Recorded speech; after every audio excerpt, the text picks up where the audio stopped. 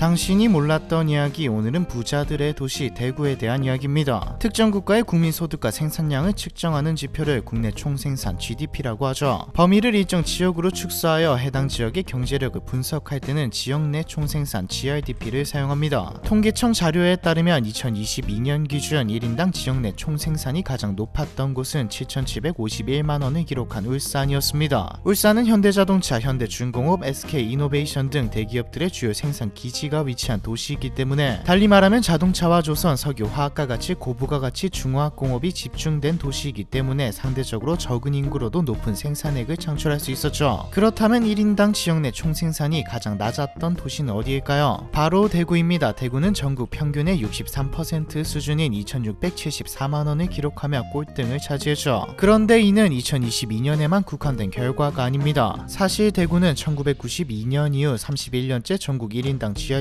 순위에서 꼴등을 차지하고 있거든요. 1인당 개인 소득 역시 광역시 중 최하위를 기록하고 있고요. 대구가 주요 경제지표에서 최하위를 기록하고 있는 것은 대구의 산업구조가 기형적이라는 평가를 받을 만큼 고부가 가치 산업 비중이 매우 낮기 때문입니다. 2022년 기준 대구의 제조업 비중은 21.1%에 불과한 반면 서비스업은 71.1%로 제조업보다 3.4배 높았죠. 대구의 산업구조가 생산보다는 소비 중심으로 이루어져 있다는 말입니다. 게다가 대기업과 중견기업은 거의 전무하다시피 하죠. 전국 매출액 1000대 기업 중 대구 기업은 20개에 불과하며 중견기업은 122개로 전국 중견기업의 2.2% 정도에 불과한데, 달리 말하면 대구 시민 99%가 직원 50명 미만의 작은 사업체에 종사하거나 서비스업 혹은 자영업에 종사하고 있다는 뜻입니다. 즉 대구에는 애초에 고부가 가치, 고임금 일자리를 창출할 만한 산업이 부족한 것이죠. 또한 2024년 대구 직장인의 평균 연봉은 전국에서 세 번째로 낮은 수준입니다. 반면 대구의 최저임금 미준 수율은 14.5%로 전국 평균보다 높은 수준이죠. 이렇다 보니 많은 청년들은 양질의 일자리를 찾아 대구를 떠나고 있습니다. 매년 평균 6,000명의 20대 청년이 타도시로 이주하고 있는 상황이죠. 이는 지역의 인적자원 손실로 이어지고 결국 새로운 산업과 일자리 창출이 더욱 힘들어지는 악순환을 야기하고 있고요. 또한 대구는 인구 대비 기초생활 보장 수급자 수가 상당히 많은 편입니다. 2023년 말 기준 대구의 기초생활 수급률은 6.42%를 기록했는데, 이는 전국 평균인 3.6%보다 약 2배가량 많은 수치이죠. 경제적으로 어려움을 겪는 취약계층이 타 도시보다 많은 겁니다. 그런데 이게 다라면 대구의 서비스업과 자영업들은 어떻게 돌아가고 있는 걸까요? 경제적으로 문제가 있는 것 같은 대구의 또 다른 이름은 부자들의 도시입니다. 반어법이 아니라 실제로 대구에 부자가 많기 때문이죠. 서울이 1위, 경기가 2위, 부산이 3위를 차지했습니다. 4위는 다름 아닌 대구였죠. 대구에는 29,400명의 부자가 있는데 대구 인구가 약 2,400만 명인 것을 고려하면 인구의 약 0.81%가 부자에 해당하는 것입니다. 이는 인구수가 훨씬 많은, 경제 규모도 훨씬 큰 도시인 인천보다도 높은 수치이죠. 전국에서 1인당 지역 내 총생산이 가장 낮고 매년 6,000명의 청년들이 일자리를 찾아 떠나는 대구가 전국에서 수도권과 부산 다음으로 가장 많은 부자를 보유하고 있는 겁니다. 실제로 대구에는 의사, 변호사 등 고소득 전문직 종사자들도 많은 편이고, 대구 지역 자영업자 중 상위 20%의 평균 소득은 전국에서 유일하게 1억 원이 넘는 것으로 나타났죠. 또한 신세계백화점 대구점은 2021년 매출 1조 1939억 원을 기록하며 개점 4년 11개월 만에 연매출 1조 원을 돌파했습니다. 이는 국내 백화점 중 최단기간 기록이고요. 대구는 생산성은 낮지만 소비는 활발하게 이루어지는, 수입은 얼마 안 되는데 쓰는 돈은 많은 소비도시임을 알 수 있죠. 어쩌다 대구에는 이런 기형적인 경제 구조와 극심한 양극화 현상이 나타나게 된 것일까요? 대구의 산업 발전과 쇠퇴 과정을 살펴보면 그 답이 나옵니다. 대구는 섬유 산업을 중심으로 급속히 발전했습니다. 일제강점기 시기인 1940년대 초 대구에는 일본 자본에 의해 일본 군시방적 군제복세키 대구공장과 조선어망 대구공장이 설립되었죠. 1942년에는 조선방직 대구 메리아스 공장이 설립되었는데, 이 공장들이 대구 섬유공업의 근간이 되었습니다. 1950년대 사업체 조사를 보면 한국 섬유공업의 24.2%인 149개 업체가 경북에 있고 이 중 95개가 대구에 있었죠. 대구공업에서 섬유가 차지했던 비율도 33%로 사실상 섬유가 먹여 살리는 지역이었습니다. 한 곳에 같은 종류의 산업이 몰려드니 당연히 사람도 몰려들고 경쟁과 발전도 이루어졌죠. 기술과 노하우가 쌓이고 미국의 원주와 정부의 섬유산업 육성 정책까지 더해지며 대구는 1960년대부터 섬유산업을 중심으로 급속히 발전할 수 있었죠. 이때 대구는 섬유산업의 메카로 불리며 국내뿐만이 아니라 해외 시장에서도 경쟁력을 갖추었습니다. 섬유산업은 대구 경제의 중심축 역할을 하였고 많은 일자리가 창출되었습니다. 섬유산업으로 먹고 사는 인구가 30에서 40만 명에 달했죠. 어릴 때 교과서에 대구가 섬유도시로 소개되었던 이유도 이 때문입니다. 1970년대부터 80년대까지 대구는 최대 호황을 누렸습니다. 한국을 수출 주도형 경제로 이끄는데 견인차 구실을 한 1등 공신이 섬유 산업이었으니까요. 특히 폴리에스터 섬유가 수입 대체를 넘어 주력 산업으로 육성되었죠. 생산업체 수만 봐도 어느 정도였는지 감이 옵니다. 1970년 세계였던 폴리에스터 생산업체 수는 후에 13개로 늘어났고 생산 능력도 12.4배나 증가했죠. 한국 섬유 산업은 홍콩, 대만과 함께 세계 섬유 수출의 빅3로 불리게 되었고요. 1990년까지만 해도 섬유 산업은 한 해에 148억 달러를 수출했는데 이는 한국 수출의 23%에 해당했습니다. 기술과 시스템을 배운 사람들이 나가서 다시 대구에 섬유 공장을 차리기도 하면서 부자들이 대거 탄생하게 되었죠. 물론 모든 대구 부자들이 섬유 산업으로 돈을 번 것은 아닙니다. 부동산 개발로 투자에 성공한 이른바 땅 부자도 존재하죠. 1960년대부터 대구의 섬유 산업 발달로 인구가 급증하게 되면서 주택 수요가 늘어나자 대규모 주택단지 개발이 시작되었습니다. 원래 대구는 경상북도에 속했으나 1981년 7월 1일부터 대구 직할시로 승격되면서 대규모 아파트 단지가 건설되고 도심 외곽으로까지 개발이 가속화되었죠. 부동산 개발 붐 속에서 부동산에 투자한 사람들과 도시개발과 관련된 건설업에서 성공한 기업인들은 큰 돈을 벌게 되었습니다. 실제로 대구 DGB 대구은행 본점 PB센터장은 대구 부자들 중에는 60대 이상의 고령층 부자 비율이 많다고 밝혔죠. 즉 대구 부자 대부분은 산업 발전 시기와 도시 개발 시기에 불을 쌓은 사람들입니다. 이렇게 잘 나가던 대구는 왜 지금에 와서는 대기업도 없고 임금도 낮은 도시로 변한 걸까요? 섬유 산업이라는 말을 듣자마자 알아채신 분도 많으실 겁니다. 1990년 초반부터 섬유 산업이 내리막길에 들어섰기 때문이죠. 사실 조짐은 1970년대부터 조금씩 보이기 시작했습니다. 1차 석유 파동 당시 석유 가격 인상으로 인한 원가 상승과 원자재의 가격 상승, 오더 감소로 불경기를 한번 겪었죠. 이때 불경기를 바탕으로 대구 지역 섬유공업 실태 조사가 실시됩니다. 결과는 기능공의 수가 부족하고 임금 제도도 미흡하고 이것저것 나왔지만 문제는 시설의 노후와 기술 수준의 저위, 규모의 영세성 같은 문제들이었죠. 하지만 당장 개선할 수 있는 문제들은 아니었습니다. 무엇보다 앞에서 나왔듯 섬유 산업이 금방 다시 회복되어 대호황을 맞이했거든요. 그런데 이 대호황이 발목을 잡게 됩니다. 석유 파동이 끝났으니 앞으로도 잘 될 거라 생각해 생산 과잉으로 이어졌는데 곧이어 2차 석유 파동이 일어났거든요. 대구 섬유 산업은 심각한 불황을 겪게 되었고 더 큰 문제는 인건비와 원자재 가격이 동시에 상승하면서 가격 경쟁력도 잃었다는 것이죠. 그런 품질이 좋아했는데 품질 개선도 이뤄내지 못했습니다. 이런 상황에서 인도네시아, 태국과 같은 국가들이 값싼 인건비를 무기로 추격해오기 시작했죠. 가장 큰 적은 중국이었습니다. 1980년대부터 경제 발전을 위한 개혁 개방 정책을 추진한 중국이 값싼 섬유를 대량 생산하기 시작하면서 대구는 해외 시장은 물론이고 내수 시장에서마저도 중국에 추월당했습니다. 또한 1997년 말에는 IMF 외환위기 발생과 전통적인 수출 시장이었던 홍콩 시장이 위축되면서 섬유 수출은 더 힘들어졌죠. 이때 대구의 섬유업체들이 줄줄이 부도나기 시작하면서 김대중 정부가 대구의 섬유 산업을 고부가가치 산업으로 전환하기 위해 6,800억 원을 들인 밀라노 프로젝트를 추진했으나 1999년부터 2008년까지 진행된 사업은 실패했다는 평가를 받았습니다. 한국개발연구원과 산업연구원은 대구 지역 내 봉지업체가 극히 적어 해외 기업 유치는커녕 국내 비대구 지역 기업을 유치하는 것조차 불가능한 상황이라고 지적했고요. 또한 2000년대에 들어서면서 글로벌 경쟁이 더욱 심화되자 섬유 산업의 생산 기지가 대다수 해외로 이전되었고 남아있는 섬유 기업들조차 구미, 경산 등 주변 도시로 이전하면서 대구 내 산업 기반이 약화되었습니다. 대구 경제를 견인하던 섬유 산업이 쇠퇴하자 경제 지표에서 곧바로 드러났죠. 앞서 말했듯 1인당 지역 내 총생산에서 꼴등을 차지하게 된 것이 바로 1992년부터이거든요. 그런데 왜 대구에는 다른 대기업이 존재하지 않을까요? 일단 대구의 산업 용지가 부족합니다. 국내 대기업 사업장의 평균 부지 면적이 33만 제곱미터 정도인데 대구에는 이 정도 규모의 부지를 확보하기 어렵거든요. 다른 지방도 마찬가지지만 대구에 자리를 잡았던 기업들조차 수도권으로 빠져나갔습니다. 대구로 이전해온 기업들은 고급 인력의 부족과 근로자 이탈 및 대체 인력 확보에 어려움을 겪으며 상당수가 다시 재이전하였죠. 한국은행 대구 경북 본부에 따르면 대구 경북 지역으로 왔다가 3년 이내 타 지역으로 재이전하는 기업이 78%입니다. 이는 강원도에 이어서 전국에서 두 번째로 높은 수준이죠. 이것도 말이 78%이지 3년이기 때문에 기간을 길게 잡으면 더 높아질 테고 성장을 하지 못해 빠져나가지 못하는 기업들, 폐업하는 기업까지 생각하면 다 나간다고 봐도 무방합니다. 이 빈자리를 채운 것이 서비스업이죠. 진짜 문제는 앞서 말했듯 대구 지역의 총 부가가치 중 서비스업이 차지하는 비중이 72.6%인데 최근 10년간 5년간 대구의 서비스업 부가가치 성장률은 2%로 전국 평균 성장률 2.8%보다 저조하다는 겁니다. 대구의 서비스업이 주로 저부가가치 서비스 중심으로 구성되어 있기 때문이죠. 그럼 서비스업의 부가가치를 늘리는 쪽으로 가면 되지 않냐? 이것도 힘든 상황이죠. 대구의 저부가가치 서비스업이 주를 이루는 것은 그만큼 대구 내 고부가가치 서비스에 대한 수요가 낮기 때문입니다. 2024년 5월 기준 대구의 65세 이상 인구는 전체 인구의 20.1%를 차지하죠. 전국 특별 광역시 중 부산에 이어 두 번째로 초고령 사회에 진입한 도시가 되었습니다. 동시에 서비스업 총수요 중 지역 내 민간 소비 지출 비중이 31.2%로 전국에서 가장 높죠. 즉 대구의 경제는 고령층 위주 그리고 부산과 달리 여행객도 없어 유입이 아닌 자체적으로 돌아간다는 말입니다. 부가가치가 높은 서비스업을 추진하기 어려운 구조이죠. 정리하자면 대구는 산업 전환에 실패했고 서비스업에서마저도 고령화 그리고 외부로의 유입이 없어 대구 경제 성장이 저조한 겁니다. 반면에 산업 발전과 부동산 개발 시기 인구 대비 많은 부자들이 탄생했고 이때 축적된 부가 지금까지 이어지거나 세대를 거쳐 이어져 오면서 지역경제 쇠퇴와는 별개로 대구에는 여전히 부자가 많은 상황이죠. 그럼 아예 미래가 없냐? 현재 대구는 상황을 타개하기 위해 미래형 자동차, 물, 로봇, 첨단 의료, 에너지, 스마트 시티 등 신산업 육성을 통해 경제 성장을 도모하고 있습니다. 신산업 분야는 높은 부가가치를 창출하기 때문에 대구 경제의 새로운 성장 동력으로 기대받고 있죠. 실제로 신산업 분야에서 전국 평균보다 높은 성장률을 보이고 있기에 아예 가망없는 이야기도 아닙니다. 대구정책연구원이 전망한 대구의 2024년 경제 성장률은 2.2%이죠. 물론 이건 전망이기도 하고 지속되는 수치도 아닙니다. 몇십 년 뒤의 결과를 봐야 알 수 있죠. 어찌되었든 핵심은 인재와 기업 창업, 유치 그리고 이탈이 없도록 하는 것인데 아직 이 문제를 해결한 도시는 없으니까요. 다만 로봇의 경우는 조금 가능성이 있습니다. 일단 한국로봇산업진흥원이 대구에 있고 국내에서는 1위인 로봇기업 HD 현대로보틱스의 본사가 대구에 있거든요. 현재 대구 전체 제조업 가운데 메카트로닉스 산업이 절반이 넘는 56%를 차지하고 있기도 합니다. 이에 맞춰서 대구도 북구의 로봇산업 클러스터를 조성하고 있습니다. 이미 꽤 많은 기업이 들어와 있고요. 로봇산업, 특히 서비스 로봇산업이 상용화되고 발전하게 된다면 대구도 살아날 수 있지 않을까 싶습니다. 경제는 안 좋지만 부자는 많은 부자들의 도시 대구에 대한 이야기, 이번 편은 여기까지입니다.